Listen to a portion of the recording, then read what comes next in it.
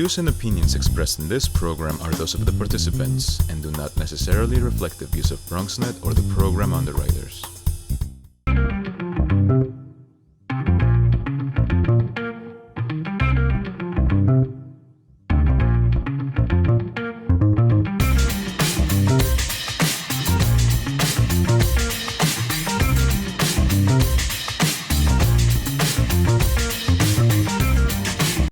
Hey there, welcome to the Bronx Buzz. This is BronxNet's program where we talk to writers, editors, journalists, filmmakers, photographers, anybody who puts stuff out in the Bronx, trying to give you some insight into what it is that they are writing or talking about.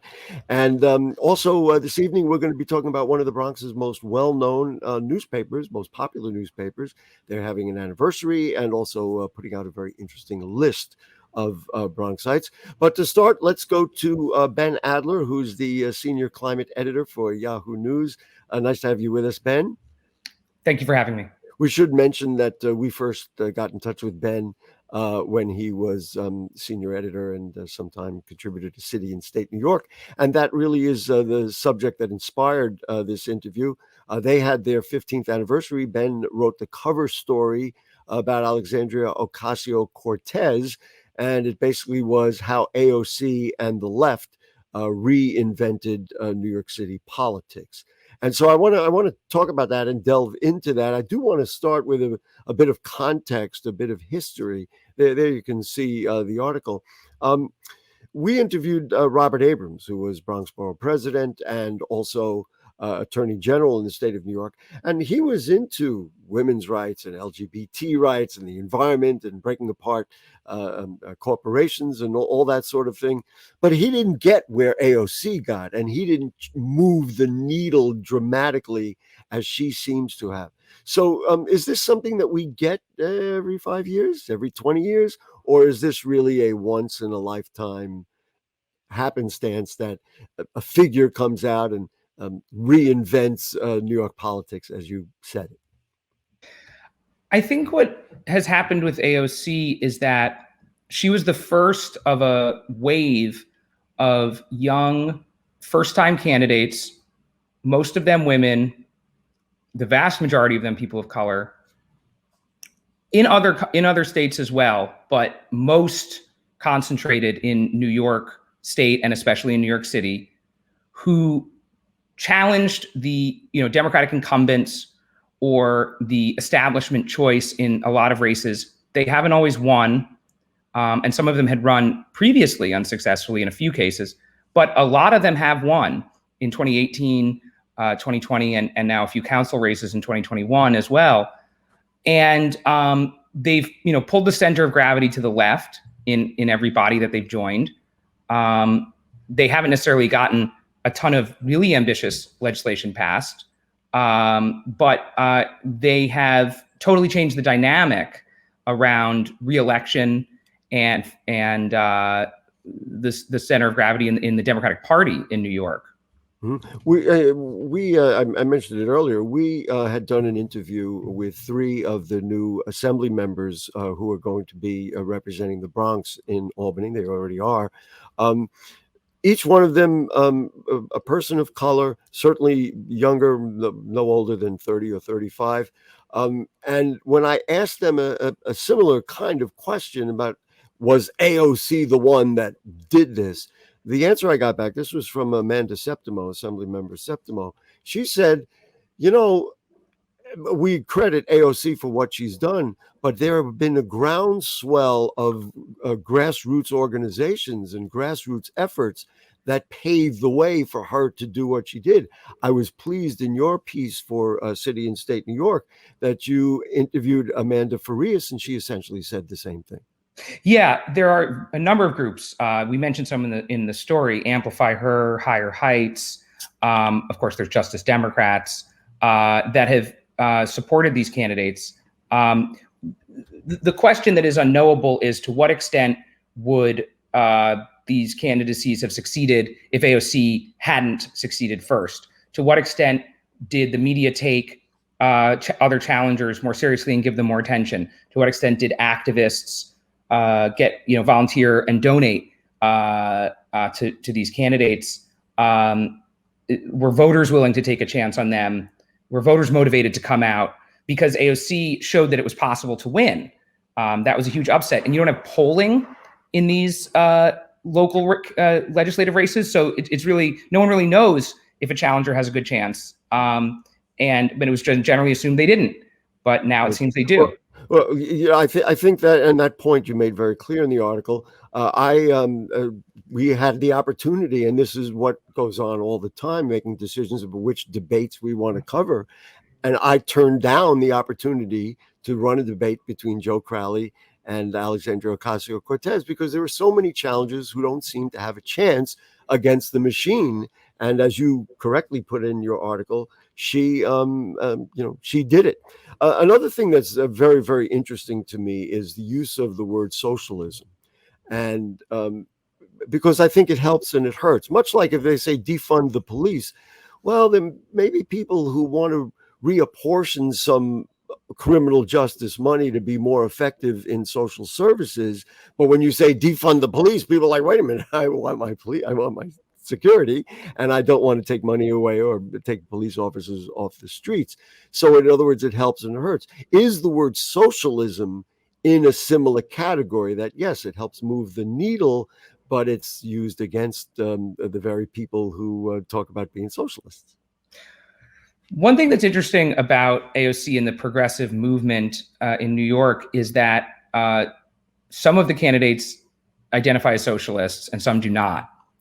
And there isn't necessarily a lot of difference in their current policy platforms between the people who identify as socialists and the people who don't. The only industry that most of them talk about socializing is health insurance. So they're not really meeting the textbook definition of a socialist platform, which would collectivize every industry.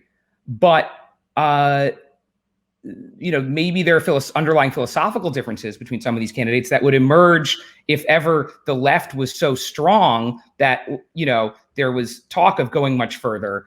We're a long way off from that point. In terms of the popular appeal of socialism or lack thereof, there's a tremendous age discrepancy. And these are young candidates and young voters who are not turned off by the label of socialism in a way that older voters tend to be.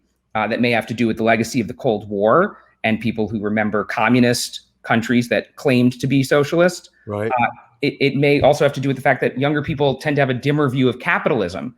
I mean, this is a generation that has come of age with staggering healthcare costs, climate emergency caused by fossil fuel corporations, increasing inequality, increasing cost of housing. So there's a lot more openness among younger people who in the past might have just been liberals, progressives, to a broader socialism. You know what strikes me? It's a fascinating concept. I know legislators in New York State legislators from the Bronx who have been champions of housing rights and the environment and social services, all these things, but they are being criticized as being part of an establishment by a whole younger group of people who are saying, you know what?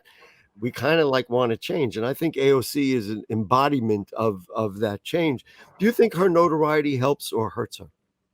Because she's challenged. I mean, I think it makes helps or hurts her in terms of what? In terms of, for example, we invite her on our programs. All the other Bronx Congress members come on. She, is worried. I'm assuming that if whatever she says becomes an attack point. Oh, that's interesting. I would have assumed, she gave us an interview when she was first running against Crowley, and she doesn't speak to us anymore. I would assume that's just because she's busy and she's going on the Today Show and that's what I mean. Appearing on the cover of Vanity Fair. I mean, she's got better things to do than go on the Bronx Buzz or talk to City and State.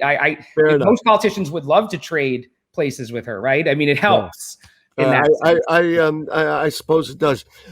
You pointed out a number of things, developments in the state, expansion of access to voting, driver's licenses for undocumented immigrants, strengthening of rent regulations, bail reform, a liberal and equity-focused marijuana legislation. You called it a regime in the United States and in New York State. Do you think or maybe the question is, it seems obvious this is the trend. This is the direction it's going. There are Democratic governor, Democratic leaders in both of the state houses. We're going to see more of this, right? Yeah, I mean, the thing that's interesting is that AOC, is part of this trend of younger candidates running who are farther to the left, running against sometimes conservative and centrist Democrats, sometimes mainstream liberal Democrats, and sometimes beating them and introducing farther left legislation and so forth. Separate from that, but it's part of the same energy that arose in response to Trump's victory, is that Democrats organized to finally defeat the Independent Democratic Conference that had caucused with Republicans and kept Republicans in power in the state Senate. Yeah, you're correct. That's another very significant moment in New York State politics that moved the needle. And it all happened as one movement of the same kinds of young, on average younger, there are older progressives and liberals too, of course, who got involved, but on average younger, on average more diverse, but fundamentally just liberal Democrats being fed up and saying, if Jeff Klein, for example, is part of the party of Trump, he can't represent me. And you get a Biaggi who beats him. You see the same, people like Ramos and Zellner Myrie. None of these people who defeated the IDC members identify as socialists. They have more of what you might call mainstream liberal progressive views, but they're moving the center of gravity to the left as well. And that is fascinating, legislation. Because AOC would support Biaggi, and she would also support Gustavo Rivera, whether they, as you say, identify as socialists. It's almost like a sexual orientation. How do you identify yourself? Whether they would identify as socialists. I have to tell you on a national scale, and then we got to go. On a national scale, I think this infrastructure bill, this $3.5 trillion bill, is a pretty interesting test of how far Democrats would go, how much compromise, the left will have. That's the way I see it, almost like from a political point of view, a barometer to see how we're going to do. Or also whether Biden has the talent to negotiate something as sensitive as that.